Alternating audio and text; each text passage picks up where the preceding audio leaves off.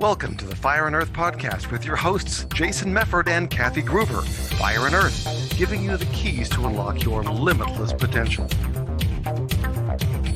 Welcome to another episode of the Fire and Earth podcast. I'm your co-host, Jason Mefford. And I am Kathy Gruber, and we are so excited to have such a great guest. I've known her for a very, very long time, if nothing else through things like LinkedIn, because it's about those relationships that we build through social media, right? So I am so thrilled to welcome Magdalena Grace on the show. Yay! Thanks for being here. Yeah. So tell people, who are you? What do you do? How'd you get to here? In like 30 seconds. I'm kidding. Well, it's such an honor to be here. I'm so excited because I'm an earth sign and I have a lot of fire in me with all this red hair. So I feel like I fit in really, really well. So I am a plant medicine mama. I'm a woman who found plant medicine. It saved my life 2-3 years ago. I was a binge drinking workaholic who was headed for divorce, death, and a lot of destruction in my own personal world and making tons of money. But I was so dead inside and didn't realize how much trauma and grief I had so packed inside of myself. So I turned to ayahuasca, psilocybin. They helped unearth so much that I was able to heal a lot, and then discovered a lot of people have really struggled with similar things. So addiction, grief, and trauma. And so I came out of the closet spiritually, even changed my name and all that kind of stuff, and love to specialize on the microdosing path for people who are like not sure if they want to do the deep dives, the heroic dose journeys that you hear a lot about. So microdosing is my specialty. And then I'm also a spiritual teacher to help people go within with the medicine to really remember who they truly are in a safe, loving, compassionate way.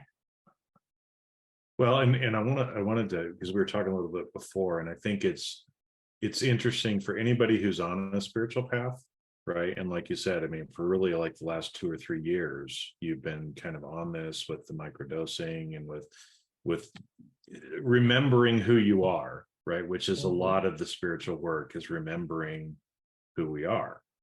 And some people along that path change their name, which you actually did. So I wanted you to share a little bit about that, because, for a lot of people, it's like, this is normal, but a lot of people look at it and think, well, that's kind of weird, right? But maybe just kind of explain, your journey on that, because I think a lot of people, there's the whole idea of shamanic death, and of kind of the old you dying and you becoming someone new, that unless somebody's kind of gone through it, they don't quite understand it. And a lot of times people don't really share what that process looks like too, right? And so a lot of people going down the journey are like, what the fuck is happening to me, right? And they think something is really weird, when it's like, no, that's part of the process, right? That you actually go through. Yeah, because the moral of the story, my core wounds, my mother wound, my father wound, religion wound, which I now call the witch wound, because the plant medicine, I went to plant medicine to say, why am I so fucked up? What's wrong with me? Why have all my friends, I have actually had 12 friends commit suicide, and I understood their pain. Like, I wanted to die too. I've had family members die of alcoholism, other clients die of addiction, like in my 23 years and being in business. And so I had all this grief weighing me down. And I'm an empath. So every time someone died, a huge part of me died with them. And I lost myself. I lost myself in alcohol, social media, scrolling. I lost myself in my marriage. I was never really happy. I lost myself in so many things. And the plants basically taught me that I had, my ego was on steroids, and I had fallen prey in many lifetimes, been killed as a woman and shut myself down. And then in this lifetime, shut down as a little girl many, many times. And society does that for everyone, men included. And so when I started to peel back those layers, I started to feel lighter. Literally, I shed 40 pounds in 2 years and kept it off because I had so much emotional weight and that was clogging my mind. And so I was like a hamster on a wheel and chasing money and this patriarchal world that says, never let them see you sweat, wear a mask and fake it till you make it. I did that really well, so much so that I didn't know who I was anymore. And so through that process, because it's a really long story. So thanks for hanging with me. I recognize that my ego death, the shamanic death that you're talking about, I had that in multiple different deep dives, as well as through microdosing, and recognized that was my given name. Lois Kofi was my given name. You know, there's some ancestral stuff there. And since I healed a lot and really got back to the truth of my ancestors and my truth, I actually was a very spiritual person many, many lifetimes. I do believe I hung out with Mary Magdalene and Jesus and a lot of different amazing teachers and ascended masters. And so one of the master guides that came to me many times during ceremony was Mary Magdalene. And I grew up thinking, well, she's a whore, she's a prostitute. Why is she coming to me? And she was like, yeah, that's not true, just by the way. And so then I started studying and researching, and she gave me permission to really, truly come back to my divine feminine, divine masculine, sacred union within. You know, hey, she's hanging out with Jesus. They kind of know what they're doing. And it wasn't the true story that I grew up with, right? So as I started to give myself permission to be my true self, you know, she became one of my teachers. And then that's the Magdalena. And then just the grace piece was I was given so much grace because I could have been dead many times in the past several years and I wasn't. So the grace that was afforded to me, I want to pass on to my clients. And then I'm a Viking Germanic pagan of origin, way back. I've even, you know, seen it under the medicine and talked to my ancestors and got the real, true story of the Christian conversion and why all the pagans and stuff and the runes and all these magical things were completely shut down, as well as women. I was visited by another master guide called MisT, and she's with the Valkyrie, if you know anything about Vikings and Freya and Woden and all that kind of stuff. So I was given that name by the spirit world, if you will. And I just decided, you know, that old person who a lot of people know as this sales guru and all of these labels that society had, you know, given me and that I wore like a bag over my head.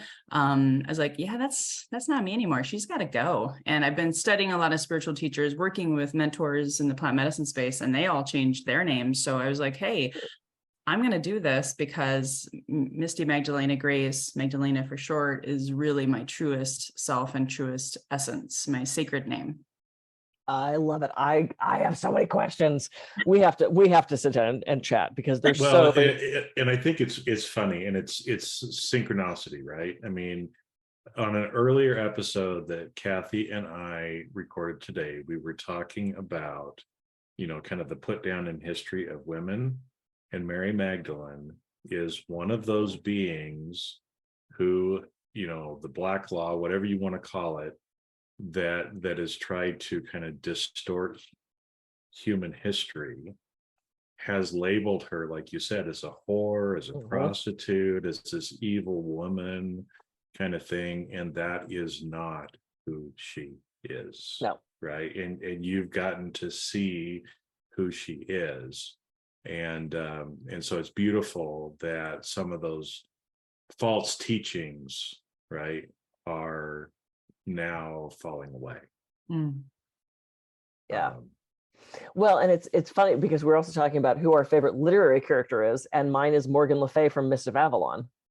Cool. Because I love that mythology, you know, who knows which part of that were true, but talking about the powerful woman and how, you know, they were, you know, if you were a powerful woman, you're a witch and you go away and you're evil. But there's so many parallels here. When I was channeling for the longest time, and Mother Mary and Mary Magdalene were two beings that would come and channel through me. I've always been obsessed with Mary Magdalene. So there's this really interesting parallel with us. I'm about to get certified as a psychedelic journey coach, started a microdosing protocol. So it's like I'm a little behind you, but I'm getting there. I'm catching up. I'm catching up. So so many ways we could go with this. So talk to me about how you discovered plant medicine. Like what called you to that to help you with this transition? Yeah, and it's I'm a crier, so at some point I probably will cry. That's cool. Yeah. So in 2020, I had already had by that point 8 friends that committed suicide, and some of them like were dear brothers and sisters of mine. And my marriage was falling apart. We even moved from Minnesota to California because my husband hated the Minnesota winters. And I thought, oh, well, we'll just move states and everything's going to get so much better. No, because wherever you go, there you are, right? Yeah. And so the pandemic hit right after my brother dropped dead of alcoholism. And that was really painful because he, kind of helped raise me. And there was a lot of friction in our family and shame and guilt around his alcohol abuse. And then 2 months later, my mom died randomly. Or not randomly, as the medicine had showed me. And, in the middle of that, by the way, a pandemic lockdown, March of 2020, we had a 7 and 11-year-old who were already traumatized after we moved them halfway across the country. So I felt a lot of guilt. It was just like one thing after another. And I didn't have an online business. So I had to force and throw myself into figuring out this world. So I never gave myself time to grieve. And I never really slowed down. And there would be mornings I'd wake up with hangovers and look at myself in the mirror and I'm like, who the hell am I? And I had a coach at the time who told me to read the book, The Surrender Experiment by Michael Singer. That's a great book. I know, but it pissed me off at first because I was like, wait a minute, this guy just sits and meditates for hours every day and he became a millionaire. That's not what we've been taught in America. Like, that's not how it's supposed to be. But I knew he was also very, very much right in his approach. And I'm like, so after that, I attracted a spiritual mentor who had wrote the book, The Closet Spiritualist. And he gave me a free copy because he was a guest on my podcast. And I read it and I was like, oh my God. Like, this is all true. This is all I've gotten here. I created this. How do I get out of this? And he tried to work with me, but he's like, you're so far gone, girl. You got to go find ayahuasca and some magic mushrooms. And he's not a psychedelic guy at all. It was just channeled through him. And I didn't know him from Adam, Eve, or Steve, but I said, that sounds like probably a good idea because I had tried psychotherapy. I had done the grief counseling. It all made me want to drink more. Oh, by the way. And so I was like, I'm going to die if I don't do something different. And so I knew a mushroom shaman, even though I didn't understand psychedelics at all. And so I reached out to him, did my first shamanic microdosing walk and started to literally see things in nature differently. And he talked about my mom, who had been a, lifelong schizophrenic, and how he was picking up on things with the medicine and him, and recognizing that, well, okay, this stuff works. So then like the next weekend, I did my first deep dive, and the rest, as they say, is history. I did do over 50 deep dives since then, because I just had so much to uncover and unpack. Yeah. Wow.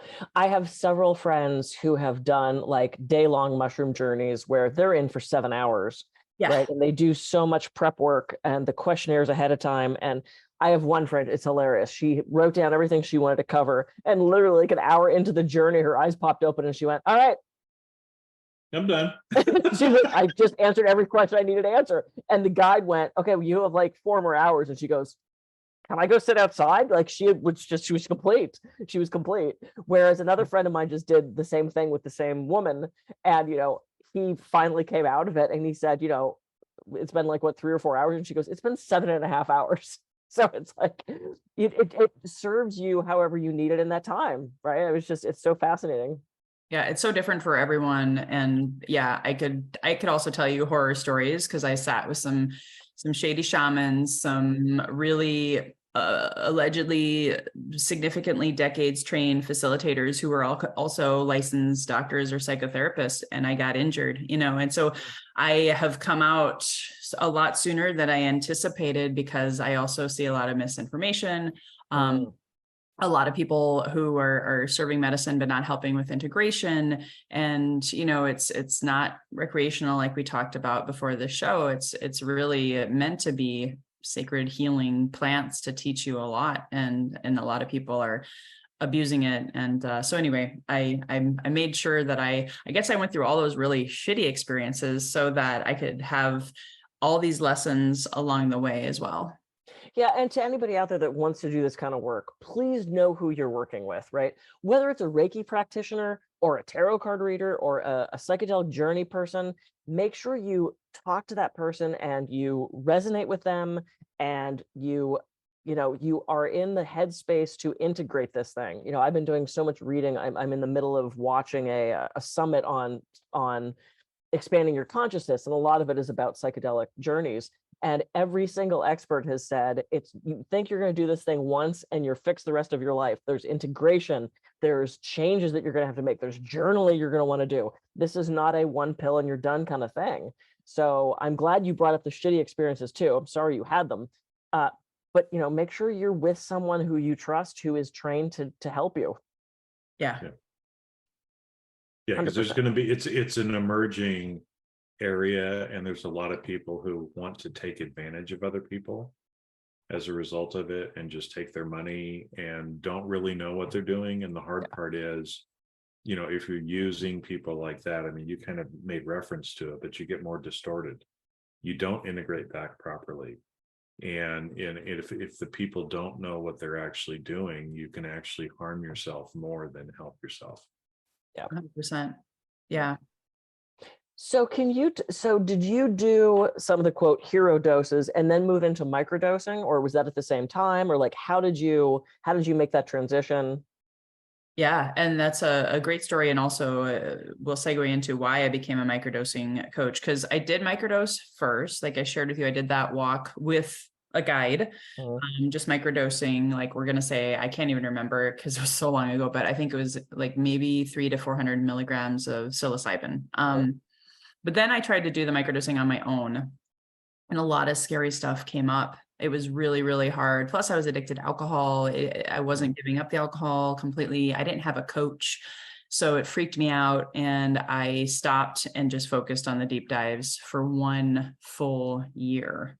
And I already kind of knew, because I have a background in health and fitness. I was a personal trainer, kitchen clean out, grocery store tour, nutrition gal for 17 years. So I had already coached over 10,000 people in health, fitness, weight loss, nutrition, getting off medications, and all that kind of stuff. So I know how when you're doing some kind of habit change, you got to have a coach. Well, you can buy stuff from sources, but guess what? None of them are really good coaches. They might have good stuff or not, because that's also dangerous in this world of everyone wants to make money off of psychedelics, right? So I needed the deeper dives to shut this off and to go really inward. So I averaged about 1 to 2 deep dives, a month for a year. I also did somatic breathwork therapy.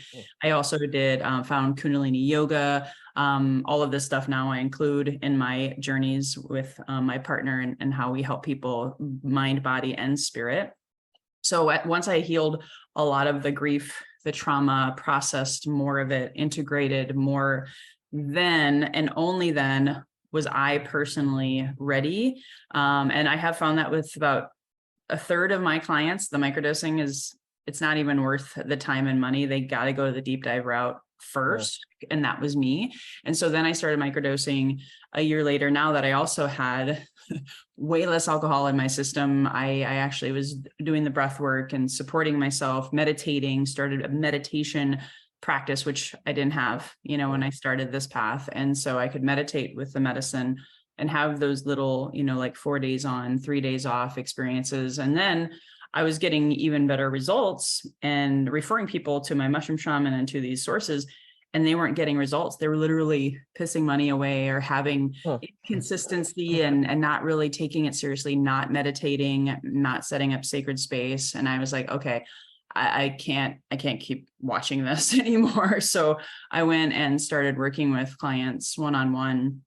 And now I specialize in psilocybin and ayahuasca microdosing with people who are really ready to set up that sacred space, to meditate, to develop a relationship with the medicine. Because like you said, no joke, or maybe pun intended, people are looking for a magic pill, a quick fix. I saw it. That's why I got out of the fitness industry. I was just freaking tired of people wanting to lose 10 pounds yesterday. Thank you, 80s fat-free and hydroxycut nation, right? And I was like, no.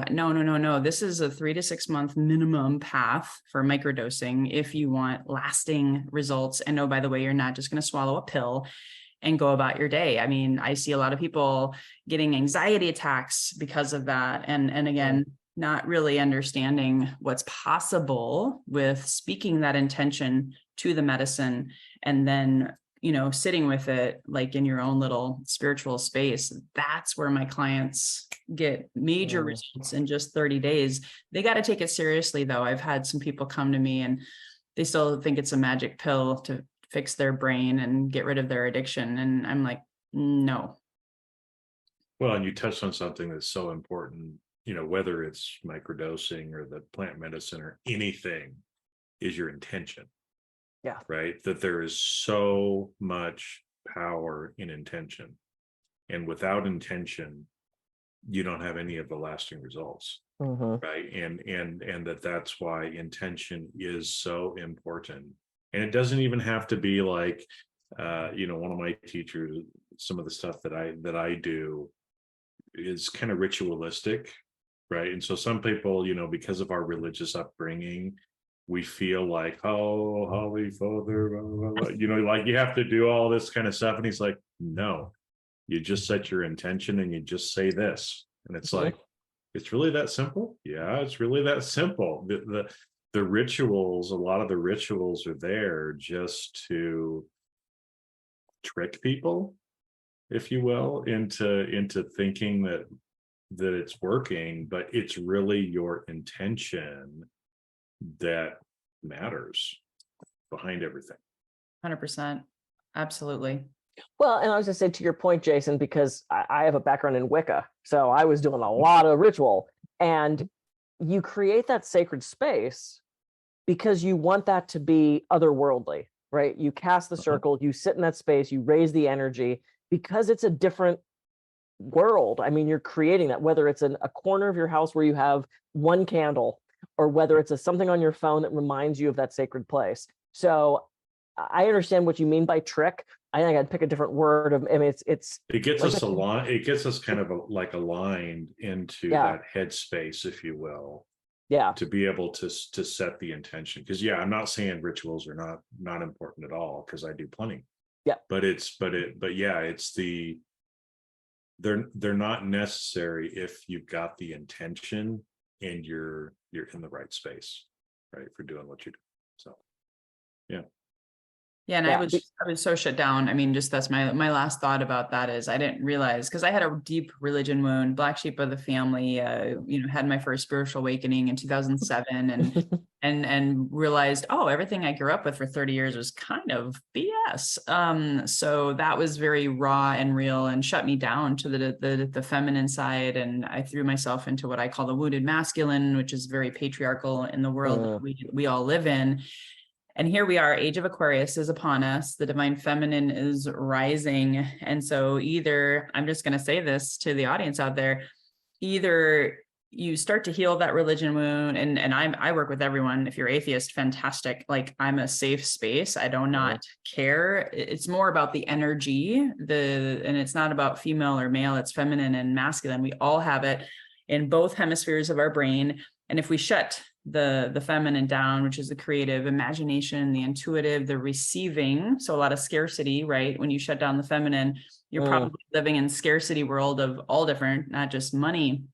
It's like, this is a waking up. So that's why a lot of people are going through a lot of shit right now. A lot of people are struggling with their relationships, money, their purpose. They feel lost, supposedly this year, according to the people that I follow, the teachers, the spiritual guides, and the astrologers, this is the first year where we're going to have a deficit in population, because people are either committing suicide, dying, just saying, I'm done, I'm checking out, or having addiction issues and, all of that, where they're not living. So they're going to go that other route. So either you open yourself up to this feminine wake up call, and why Mary Magdalene and a lot of these divine feminine entities, beings are coming back to help us.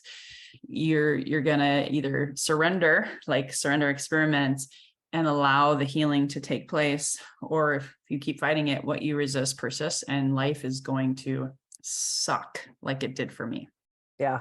And I love that you use the word surrender. I think that's so important. And, today has just been one of the other episodes that Jason and I did today before we got on with you was about ideas and where do ideas come from? And we were talking about the concept of you're forcing it. You don't know when you don't have an idea. And then when you let it go, like when you're in the shower, when I'm massaging somebody, that's that letting it go. That's when the problem is solved because your brain's going to work on that open loop. So there is something about that surrender to what is. And, I'm a huge fan of Eckhart Tolle. I love his work and his teachings, and I've studied with him multiple times. Accepting the isness of the moment, right? Of just being here and saying, here we are. It makes such a huge difference. Mm-hmm. Yeah. Yeah. And I'm happy to hear the feminine's coming back because it's been too long. Well, yeah, and you mentioned, I have to share this with you if you don't already play with it. So one of my favorite decks to read with myself, this is Mary Magdalene, of course, the Divine Feminine Oracle card deck. How many of these women were burned at the stake and shut down or hidden away, and all of these messages are coming back. Even the Pope. Mary Magdalene Day is this month. We're having a deep dive Silawaska ceremony on that day, just before Lionsgate portal, to help bring in that sacred feminine and to really help people go much deeper in healing that wounded masculine, wounded feminine energy. And there's so many energies right now supporting this uprising. Lionsgate coming up probably by the time this show is out. It's a great time of manifestation, abundance, and a great time to be sitting with plant medicine. Just saying. What day is Magdalena Day? July 22nd. Ah, okay. So if you're in San Diego, look us up. I'm not. I'll be in Vegas actually, which sounds very fun. I will have to do something on that day. Yeah, I have the deck that you held up. I think I have the same company, but I have the Kuan Yin deck and I have the Mother Mary deck that has the rose. I have those. It. I have those as well. So good. Yeah. Very, very good. Okay, so of course we're getting close to wrapping up already. Is there anything about your journey or that you feel the people listening at this moment in time need to know right now? My favorite thing, and this is something my husband and I are specializing in. Oh, by the way, my husband remembered who he truly was, which is an African shaman. So now we hold space for people, and like literally you are double protected because sitting with a real shaman who goes into the other worlds and he can see your ancestors, he can see the dark energies and help remove them. Like that's a profound way to sit with medicine. However, what we discovered is that not only is the divine feminine, which is still ancestral, and a lot of us are carrying generational trauma. A lot of people will think of childhood trauma and all of that, which is so much our ancestors coming back and saying, guess what? Until you heal this for us, and oh, by the way, you are your ancestors, whether you believe in past lives or not, we carry DNA from mom and dad 7 generations back, plus, oh, by the way, since the beginning of time, so really understand that. And if you're healing, just remember you're healing for them. You're creating a new lineage as we head into the age of Aquarius. And if you look at it that way, it also, I don't know, for me at least, it empowered me to know I've been here before. My ancestors are the wise and healed ancestors are there cheering us on. And the stuff that we go through, the shadow and the pain, is so worth it as long as you get the right help in order to transmute it. Because again, since your body carries all that DNA, you gotta purge it. And ayahuasca, pooping and vomiting, hello, some of the best stuff, somatic, crying, shivering, all of that stuff is really, really worth it. Because some people get scared and they're like, is that really worth it? Can't I just go get a Reiki session? Can't I just go and talk to an ancestral person? I did all of that. And I'm here to tell you, if you really want to release the ancestral wounds and trauma, plant medicine is fantastic. And it's something that we've become specialists in because we see it. My husband can see the ancestors, and see the ancient contracts that you have inside of you, and help you release it with fire magic and stuff like that. So I'm bringing that up because so many people are so focused on the Joe Dispenza stuff. It's fine. But I'm here to tell you, you can't heal the mind with the mind. Right. You've got to heal it with the body mind. And since we have a gut brain, a heart brain, the seat of our soul is there. That's the biggest, most magnetic brain in our body. If you just focus on this with plant medicine or without it, guess what? You're coming back next lifetime to deal with the same shit physically. Right. And so I just really encourage people to see this as a path of healing the body, mind, the gut brain, the brain, and releasing so much generational stuff. So if you don't want to keep doing the definition of insanity in your lifetimes, you want to get to those roots of the ancestral tree in order to really live a life of joy, bliss, intention, and your best life. I love it. Well, what is the phrase? You can't solve a problem with the same mind that created it. Yeah. You have to, I mean, you don't have to, but I mean, if there's choices that are to be made. And I see people trying to reason their way out of things and think their way out of things. And when I'm coaching, and I actually have a coach I'm working with now, who we do a lot of internal family systems, it's the parts work. Yeah. Right. And I'll be having a conversation with her and she'll go, oh, I hear your thinking part come up. There's the thinking part again. There's that strong thinking part. And it's like, sometimes I have to tell my Capricorn thinking part to shut the fuck up. And the feeling parts out, let the other parts out. It's great as a narrator, and I can't solve my problem 100% through that thinking part of myself. I have to let her go for a second and let the other parts out, which sounds very similar to what you're talking about. So Jason, thoughts on what's happening right now? No, I think this is great. And it's everybody that's listening, believe it, don't believe it. It's up to you, right? Do it, don't do it. It's up to you, right? Do it this lifetime, do it next lifetime. It's up to you, right? I mean, and I think that's the, part of the point too, is nobody's here to force you to do anything. In fact, that's probably one way to kind of tell and differentiate some of the charlatans from some of the people who are truly tapped in, is, there's universal laws that we have to live by and codes of conduct that we have to live by. And if somebody is telling you have to do it this way and you can only do it this way and you must do this, there's probably something else going on there, right? Because again, we all have free will, we all have free choice to do what we want to do. What do you want to do, right? And if this episode speaks to you, I mean, Magdalena has had an amazing journey, and she has the courage to step forward and help people and talk about it openly. She comes from a pure heart of wanting to help people, right? Not everybody in this space is that way. You can sense it in people as you kind of tap in. So do it, don't do it. It's up to you, right? We're just here providing the information. But if something in this episode pricked you, then just dip your toe, start going in, start doing something, right? And see where it takes you. Yeah. Woohoo. Magdalena, where can people find you, reach you? What's a good website, social media, all that good stuff? Yeah, thank you. And I'll make sure I'll give you all these links, because I know it's going to be a little confusing because I'm in transition of the old Lois Kofi and the new Magdalena Grace. So at the time of this recording, the simplest way is look up Healthy and Wealthy and Wise podcast. That link I'll give you guys as well. I'm relaunching, fully coming out of the closet as MisT Magdalena Grace. So right now, all of my LinkedIn, Instagram, the URLs still say Lois Kofi. And I don't even know that that's going to change. It's still a great way to find me, but my name is different on the profiles themselves.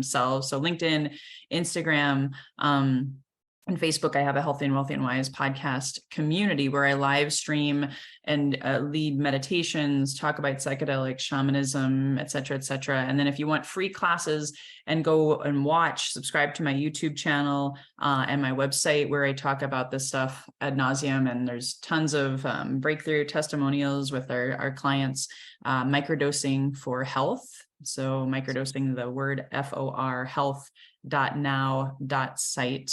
As of today's recording, I'll probably be getting a domain for that, but I really want to be known as a microdosing coach first and foremost, and helping people start, like you said, dip the toe into the journey to see if it's even really the right path for you, because it's definitely not for everyone. Yeah, I love it. I love it. I'm so happy that we connected at the exact moment we did.